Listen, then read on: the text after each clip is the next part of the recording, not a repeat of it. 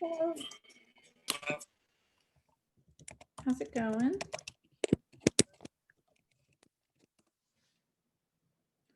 Everyone is here. Virtually present, virtually present, virtually present, virtually present. Cool. All right. So we've had a fairly easy last couple. Oh my God, is that Ed Sheeran on your thing, Kyla? I just got to that. So oh, funny. He looks very excited. You guys are so funny. We've had a fairly easy week so far with doing assertion journals and just like catching up on a few things. Today we have a little bit more to do. It's still like fairly low key, but definitely something that you need to turn in. We're going to do some multiple choice today, and I'm going to have you guys do it independently. Sometimes we do it like we'll read the thing, go through the questions together. Probably starting week after next, I'm going to give you some multiple choice that you'll submit for a grade. So I want to kind of see where we are on some multiple choice. I've put one on Canvas and we'll go through it together. What I actually want to do first is like read the questions together, and then we'll read the passage together. I posted it on Canvas and everybody should have their own copy of it. I'll share my screen with you guys in a minute so that we are all kind of together. But I also just wanted to make you aware of the fact that the title of it says Moby Spaghetti prompt. And that might sound strange, but it's because it's from Moby Dick. And apparently Google Doc doesn't like that title. And so a couple of years ago when we did this, I freaked out because I had had this doc ready to go for the class. And when it came time to actually do it, the doc was blocked for every kid. So I was like, oh my gosh. And I went and yelled at Mike. I was like, I need this right now. He's like, I don't know how to help you. And turned out I just had to change the word. So we actually wound up using spaghetti as like a euphemism anytime that we didn't want to say a word. So fun little story there. Okay, I'm going to share my screen with you guys so we can all kind of be on the same page. Let's look through these questions first so that when we read through the passage, we kind of have an idea of a few things that we're looking for. So first one, the controlling analogy of the passage is one of these things. So clearly we're going to have some kind of big analogy that is more or less like prevalent through the whole passage. So keep that in mind. What are they comparing? What two things is he equating? Number two, Melville describes Nantucketers as all of the following except Nantucketers being people from Nantucket. So 4 of those things are going to be named in the passage. Yes, AJ, I will do that. So just keep in mind, as you're reading, what is he using to describe Nantucketers? Which one of these does he not use? Nantucket is cold. It's really cold up. Then, Right, cause we were driving up to, we were, cause my aunt went there for school, mm-hmm. and so we went to go visit her, and it's so cold.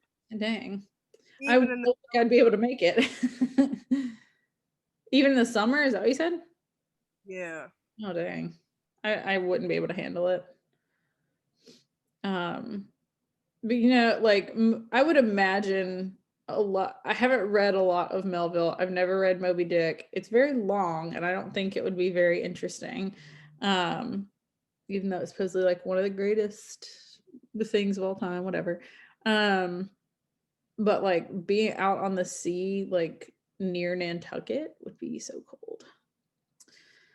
The tone of the passage can best be described as I don't know why this did this weird thing, C, C, D, D, E. But just keep in mind as you're reading, like pay attention to what the tone could be. The most probable reason for repeating and italicizing there in the middle of paragraph 4 at the beginning of two main clauses in the same sentence. I feel like that's one of those questions that, like, once you see the reference that they're talking about, you'll be like, oh, okay. But what's the purpose for doing that? There's going to be a shift in the focus of the piece, and we have to identify where.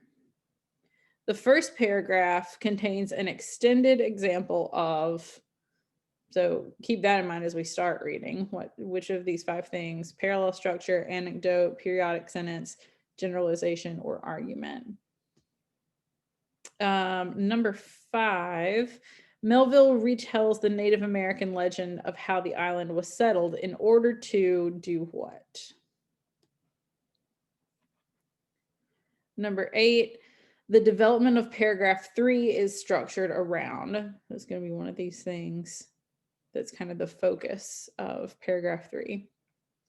Based on a careful reading of the passage, complete the following analogy.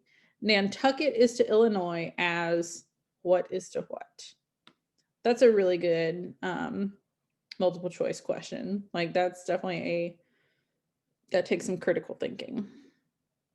One may conclude from the information contained in paragraph 3 that, I don't know how to pronounce it, Himalayan, whatever, salt sea mastodon refers to which of these things. So you'll just kind of have to follow back and see what the antecedent is for that. The purpose of the passage is most likely to, that's kind of one that you'll probably figure out at the end once you can reflect on the whole paragraph. The subtle humor of the first paragraph is dependent upon one of these 5 things. And lastly, the last sentence of the passage continues the analogy between, so you'll see one of these analogies, at least one of these analogies, throughout the passage or elsewhere in the passage, but then in the last sentence, one of these. And again, before we read the paragraph, I just kind of wanted to reiterate, right now, you might not know what some of these words are, like some of the options in the questions. And if you don't, you can feel free to either ask me or look it up if you're going to work independently. That's totally fine. Like, obviously you won't be able to do that on an AP exam. You'll just have to use what you have in your head. But while we have resources, we should use them. Later on, I think in March or April, I don't know, we'll do kind of a vocabulary unit that's exclusively terms like this, like rhetorical terms, rhetorical devices. So you'll get more familiar with a lot of them. Ad hominem argument, like we'll study what that is. That's a logical fallacy, and we'll study a lot of logical fallacies. So more of these things will become familiar to you, but right now, while you have the option to look stuff up or ask me questions, by all means, use it. Okay, so let's take a look at Moby Spaghetti. Anybody want to read? Okay, I'll read. Nantucket. Take out your map and look at it. See what a real corner of the world it occupies, how it stands there, away offshore, more lonely than the Eddystone Lighthouse. Look at it, a mere hillock, an elbow of sand, all beach without a background. There's more sand there than you would use in 20 years as a substitute for blotting paper. Some whites. We have a little thing there, so human beings. Okay. Will tell you that they have to plant weeds there. They don't grow naturally. They import Canada thistles. They have to send beyond seas for a spile to stop a leak in an oil cask. That pieces of wood in Nantucket are carried about like bits of the true cross in Rome. That people there plant toadstools before their houses to get under the shade in summertime. That one blade of grass makes an oasis 3 blades a day's walk in a prairie. That they wear quicksand shoes, something like Laplander snowshoes, that they are so shut up, belted about, every way enclosed, surrounded, and made an utter island of by the ocean, that to their very chairs and tables, small clams will sometimes be found adhering, as to the backs of sea turtles. That was a really long sentence. That's probably important. But these extravaganzas only show that Nantucket is no Illinois. Look now at the wondrous traditional story of how this island was settled by the red men. That's a thing we don't say anymore. Thus goes the legend. In olden times, an eagle swooped down upon the New England coast and carried off an infant Indian in his talons. With loud lament, the parents saw their child borne out of sight over the wide waters. They resolved to follow in the same direction. Setting out their canoes after a perilous passage, they discovered the island, and there they found an empty ivory casket, the poor little Indian skeleton. Ooh. What wonder then that these Nantucketers born on a beach should take to the sea for a livelihood? They first caught crabs and quahogs in the sand. Grown bolder, they waded out with nets for mackerel. More experienced, they pushed off in boats and captured cod, and at last, launching a navy of great ships on the sea, explored this watery world, put an incessant belt of circumnavigations round it, peeped in at Bering's Straits, and in all seasons and all oceans declared everlasting war with the mightiest animated mass that has survived the flood, most monstrous and most mountainous. That Himalayan salt sea mastodon, we know there's a question about that, clothed with such portentousness of unconscious power that his very panics are more to be dreaded than his most fearless and malicious assaults. And thus have these naked Nantucketers, these sea hermits, issuing from their ant hill in the sea, overrun and conquered the watery world like so many Alexanders, parceling out among them the Atlantic, Pacific, and Indian Oceans, as the 3 pirate powers did Poland. Some fun alliteration there. Let America add Mexico to Texas and pile Cuba upon Canada. Let the English overswarm all India and hang out their blazing banner from the sun. 2/3 of this terraqueous globe are the Nantucketers, for the sea is his. He owns it as emperors own empires, other seamen having but a right of way through it. Merchant ships are but extension bridges, armed ones but floating forts. Even pirates and privateers, through following the sea as highwaymen the road, though following the sea is highwaymen the road. Okay. They but plunder other ships, other fragments of the land like themselves, without seeking to draw their living from the bottomless deep itself. The Nantucketer, he alone resides and riots on the sea. He alone, in Bible language, goes down to it in ships, to and fro, plowing it as from his own special plantation.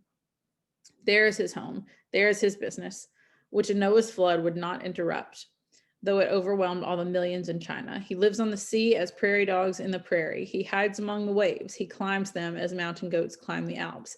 For years, he knows not the land, so that when he comes to it at last, it smells like another world, more strangely than the moon would to an earthman. With the landless gull that at sunset folds her wings and is rocked to sleep between billows, so at nightfall the Nantucketer, out of sight of land, furls his sail and lays him to his rest, while under his very pillow rush herds of walruses and whales. Okay. So I'm taking you with me because I need to get this thing I'm baking out of the oven. So everybody has their own copy of this.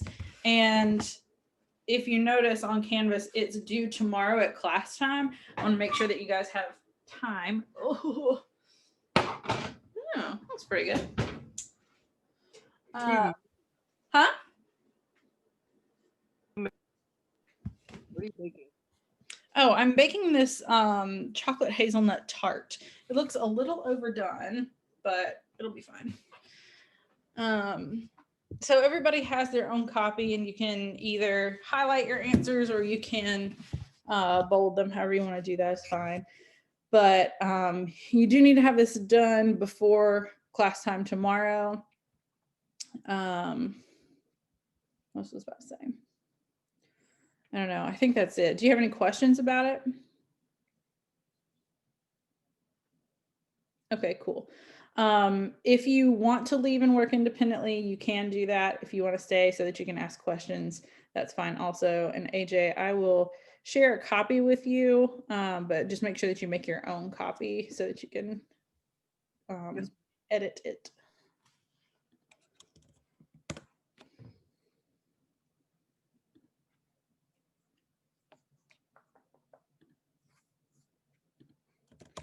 Moby Spaghetti.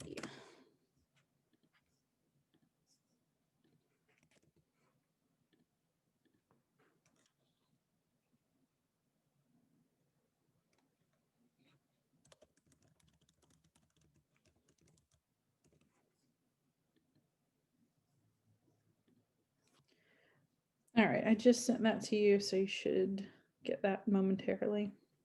Thank you. You're welcome.